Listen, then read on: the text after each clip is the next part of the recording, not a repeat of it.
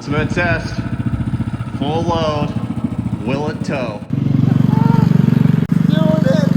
It's actually doing it!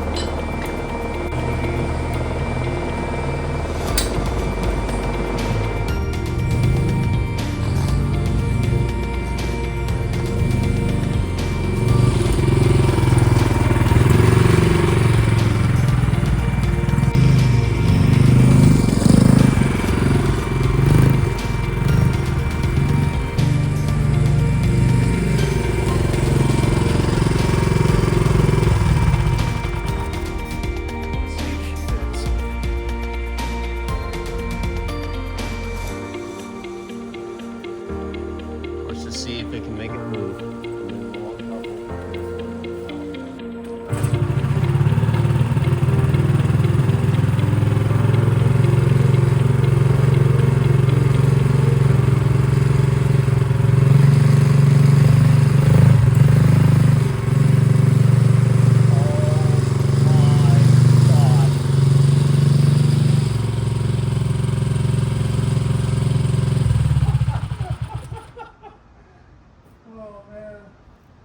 I haven't even put the gussets on yet.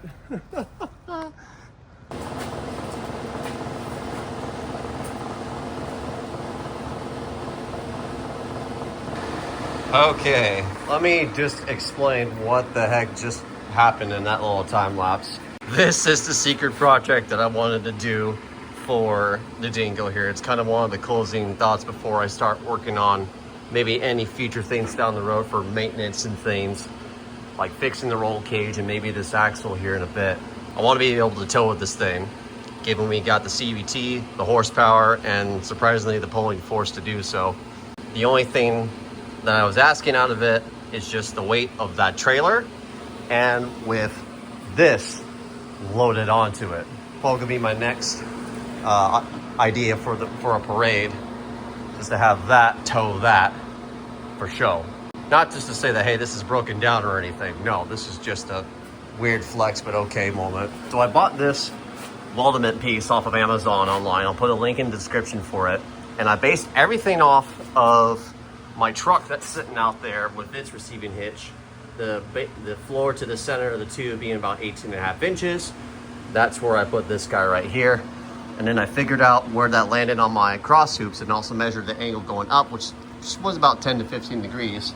And then I made these brackets here that I'm gonna fully weld around the hoops on both sides. And then this is removable because, I mean, I'm not gonna wanna have this weird weight on towards the back of the car all the time. So these bolts will come out, and then this T-shaped receiver hitch will pop out, and then the brackets will stay on here so that I can reattach this later, or if I wanna make some other attachments that uses one or the other, I've got that freedom of ability. Now, one thing that is missing, however, is these gusset pieces here, which I'm gonna have to find a way to stitch down low without interfering with the pin over there, which I've tested already, and it should work if I plan this correctly. Though, I might have to do some trimming to account for my welds there, but we will make it work either way. Just wanna add a little bit of reinforcement here just to make it work. I could have also done a single plate there and maybe have some things bent up there to make that work, but I didn't think about that, admittedly. And I mean, that wouldn't make any sense, but these would also be my, there goes my fan. These would also be my chain hookups using this hole here, or maybe that hole there for that matter. Not that they'd be needed, but they could be there. But I wanted to test and make sure that this was gonna work. And I am beyond baffled that it does. So we're gonna go ahead and get the rest of this welded up.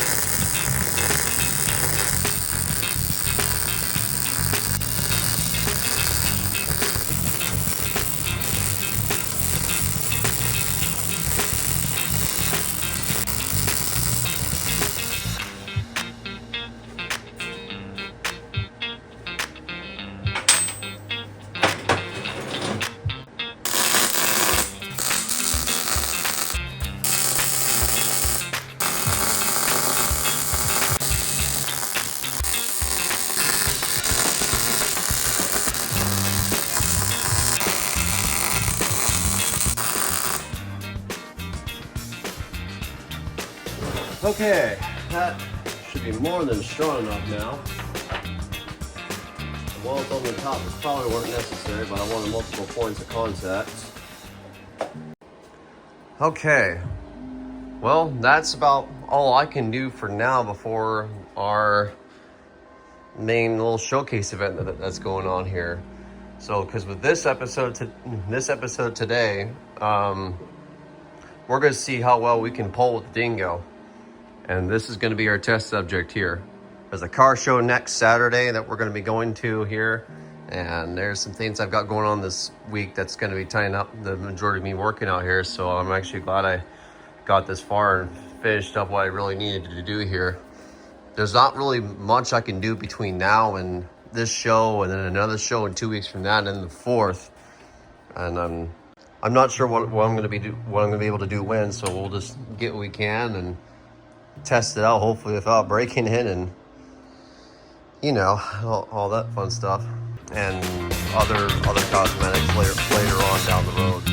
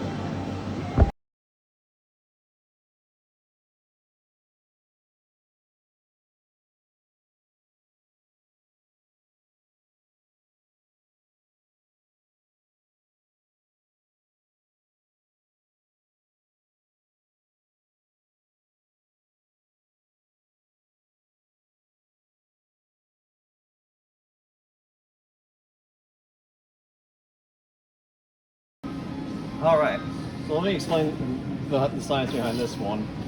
I originally designed it so that these brackets would be flipped around, and that this would mount on the other side facing this way, doing this. But then I realized, wait, I'm not going to be able to adjust my Allen heads that are on the back of this to help pivot this up and down appropriately. So I decided to flip it around and then re-stick it, as you just saw in the time lapse, and now I have it roughly where I want them. This may look coupled together, but we have a lot of adjustment here. And plus, I can always tweak the brackets like I just did, or print some spacers to raise this around so we clear the roll bar. But what this allows me to do is I have my adjustment this way. Bonus points with the two Allen heads back here. I can swivel. There goes one right there. So anyway, not only have my adjustment this way, but I can also set them to be inset like this or outside like that, and then have my rotation this way once everything's all tightened down there. That's what I decided on. It's got that dune buggy feel, and I like it. I decided against down here. I like it more upraised here so I can see, and I think we can make this work. I'm going to get this semi-fully welded out then. And as far as the taillight goes, I was waiting for it to cool down while I was working on the front. This rubber gasket slips on perfectly. Just work it in, and then grab our taillight through, and it just pops into place. Boom. Rear taillight on the Dingo, baby.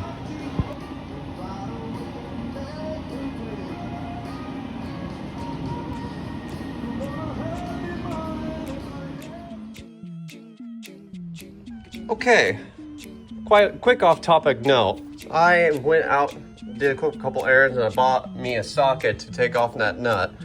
Wasn't seized on there, and the threads are still good, but what I'm seeing and confused by is that key looks normal and straight to me. So I'm a little confused as to why this wheel has some rock in here. The keyway doesn't even look like it was sheared out or worn out like I thought. I mean, it looks a little bit open. I'd have to probably get my measuring tools and take a look. I looked inside the wheel too, and the keyway in there looks like it's straight too. As far as I'm concerned, there's nothing that feels out of the ordinary here. It's almost as if the bore on that is wider than the shaft on this. Might have to do some measuring and take a look. Okay, I'm not going to be able to measure the wheel based off of trying to get a contact batch, but I did notice you put it right up there at the bearing, and we're a thousandth or so, give or take 1 inch. But you go over to where the keyway is here, that's 4 thousandths short. Normally this should be about 998 for this to slip through. So I haven't really seen this before as a machinist, that actually it's been machining a whole bunch of shafts like this. So if anything, it's just possible wear and tear. I mean, this keyway looks fine to me. Like, I don't see anything wrong with this key. I mean, if I wanted to double check it at a couple of different points here, turn that on and then measure. See, it's supposed to be about 2.5 or 1/4 inch right there on the money, right there on the lip. That's about 10 thousandths over, but in the keyway it's fine at 2.5. And the key, this is the key that came out. It actually came out no problem, and I don't see any issues with this. Or maybe the ends are a little bit kind of wallowed, but that back on there, and I mean, it seats in there no problem. There's no slop. Well, maybe except right there. So maybe if anything, I can cut a new keyway that slips into here and just, you know, work with that. Okay, I have actually fixed the problem. Wheel is good, keyway is good, key is fine, but it just wasn't enough. So there wasn't enough to kind of help slop the wheel in place, and I think the key was probably walking out at a point where it just didn't want to grab this wheel very well. So I cut a keyway that was about the same length as our motor hub or whatever I had exposed to the wheel, which is about 3 inches, so I can give it as much contact patches as I can. And now when I rotate this wheel, I'm actually turning it 1-to-1 with the axle a lot nicer without any slop in here as there was before, because you can rotate this wheel like maybe a couple degrees before you start rotating the axle, which was a little concerning. This one was clean and fine as it was, but now we're good to go. So that is a good relief that my axle was in better condition than I thought it was going to be. So that's another thing ticked off the list. Well, today is the day. There's a car show happening here down at Hermiston EOTech, and I seem to be stupid early. I got the trike and the Dingo loaded up on the truck and the trailer respectively back there. Let's see what happens. Okay, Ultimate test. Full load. Will it tow? We're sort of doing it. I'm asking a lot on this dingo though. It doesn't steer unless I let out the throttle. There's too much weight in the back.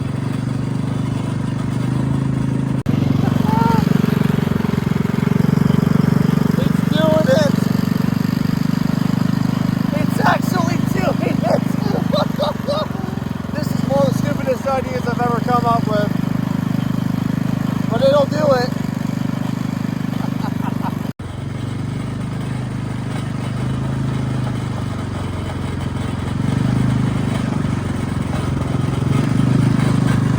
Oh yes.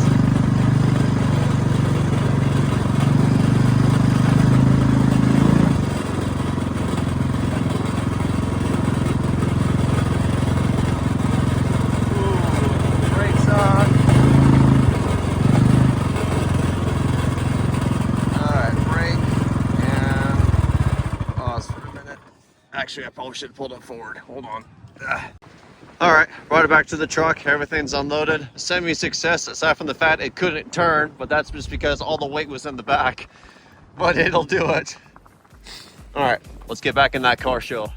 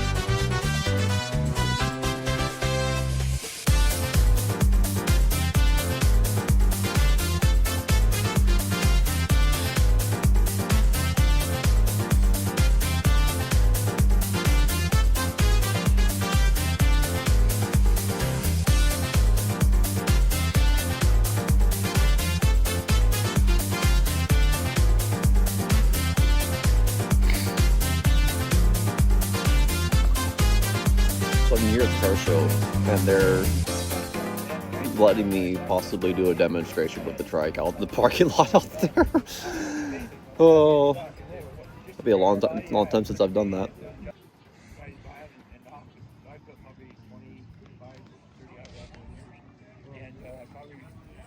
Stock is at least a dozen.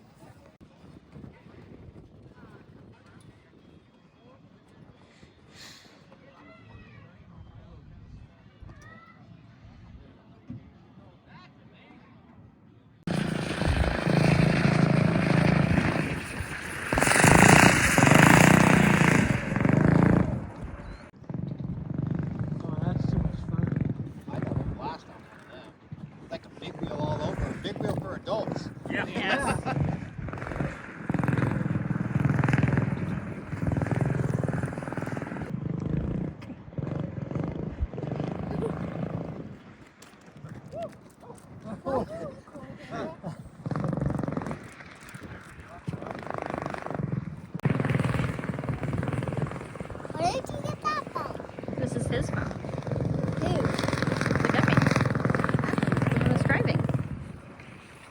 I'm recording it for him.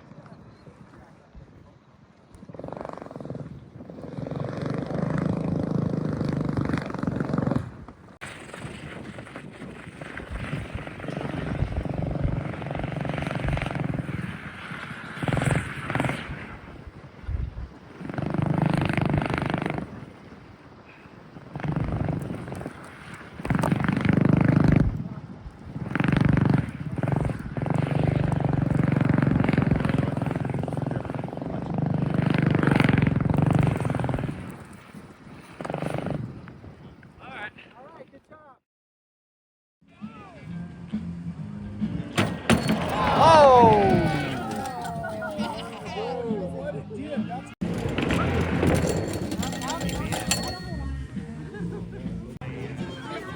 just have him hold it and let it go. Right? Because I got so.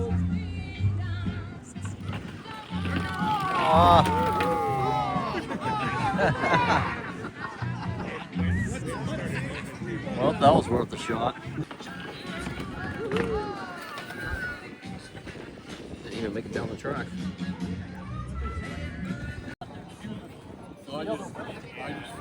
Now, if a guy had a way.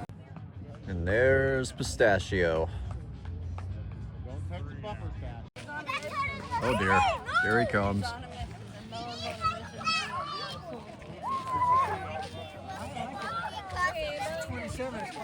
Oh no. Oh no, what is he gonna do? No, he's just...